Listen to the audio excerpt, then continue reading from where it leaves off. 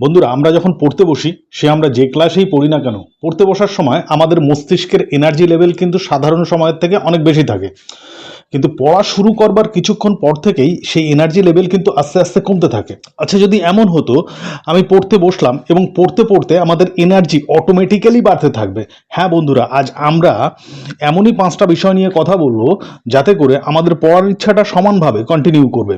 প্রথম বিষয় হচ্ছে, আমরা যখন পড়তে বসবো তখন আমরা আমাদের পড়ার সব সরঞ্জাম যেমন পেন, খাতা, জ্যামিতি box, scale, pencil, eraser, sharpener, water bottle সব যেন আমাদের হাতের কাছে থাকে।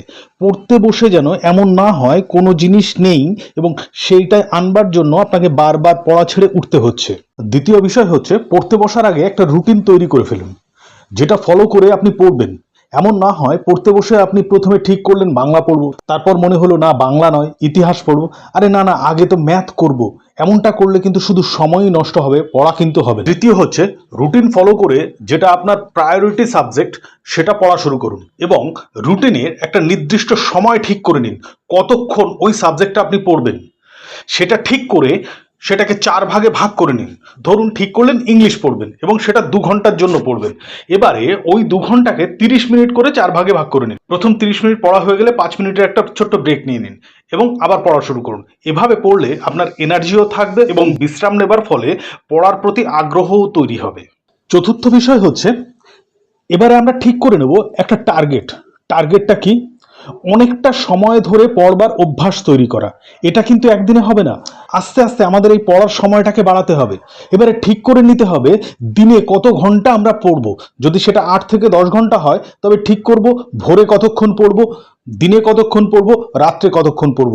যদি আমার টার্গেট থাকে 8 থেকে 10 ঘন্টা, তাহলে ভোরে 3 ঘন্টা স্লট করতে পারি, দিনে 3 ঘন্টা স্লট করতে পারি এবং রাত্রে 3 ঘন্টার স্লট করতে পারি।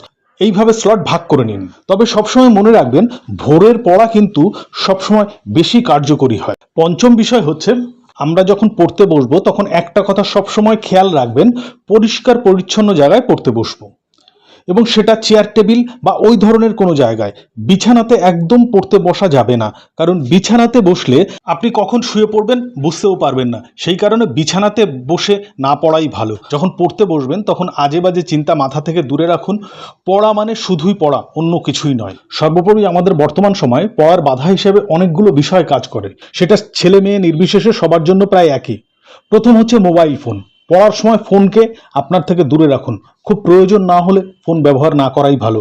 দ্বিতীয় হচ্ছে টিভি। টিভিতে সারা দিন রাত কোনো না কোনো প্রোগ্রাম হয়ে চলেছে যেটা আপনাকে আকর্ষিত করবে, তাই টিভির দিকে নজর দেওয়া কমাতে হবে। তৃতীয় হচ্ছে পারিপার্শ্বিক পরিবেশ। কোথাও চিৎকার চেঁচামেচি হচ্ছে, কোথাও গাড়ির আওয়াজ হচ্ছে, কোথাও পাশের ঘরে জোরে টিভি চলছে, কেউ ফোনে জোরে জোরে কথা বলছে, এগুলো কিন্তু আপনার মাইন্ডকে ডিস্ট্র্যাক্ট করবে। তাই এমন একটা জায়গা পড়বার জন্য বাছুন যেখানে এইসব সমস্যা কম, আওয়াজহীন নিরিবিলি জায়গায় পড়তে বসুন। সেই কারণে ভোরবেলাটা হচ্ছে পড়াশোনার জন্য একদম আদর্শ, কারণ ওই সময় পৃথিবীতে আশ্চর্য রকম এক নিশ্চুপ পরিবেশ থাকে, চারিদিকে সমস্ত কিছু শব্দহীন এবং ওই সময় আমাদের মাইন্ড একদম ফ্রেশ থাকে। সর্বোপরি আমরা যেভাবেই পড়ি না কেন, সবসময় আমরা আমাদের সেরাটা দিয়ে পড়া শুরু করব। অনেক সময় পড়তে ইচ্ছা করবে না, খেলতে যেতে ইচ্ছা করবে, টিভি দেখতে ইচ্ছা করবে, ফোন ঘাঁটতে ইচ্ছা করবে। আমাদের ওই ইচ্ছাগুলোকে দমন করতে হবে। একমাত্র আমি নিজেই পারি আমাকে পরিচালনা করতে। আমি কিভাবে চলবো, ভবিষ্যতে আমি কি করব, সেটা কিন্তু আমার এখন বর্তমানে আমি কি করছি, কিভাবে চলছি তার উপর নির্ভর করছে। তাই আর সময় নষ্ট না করে একটা সুন্দর রুটিন তৈরি করে টাইম টেবিল ধরে পড়া শুরু করুন।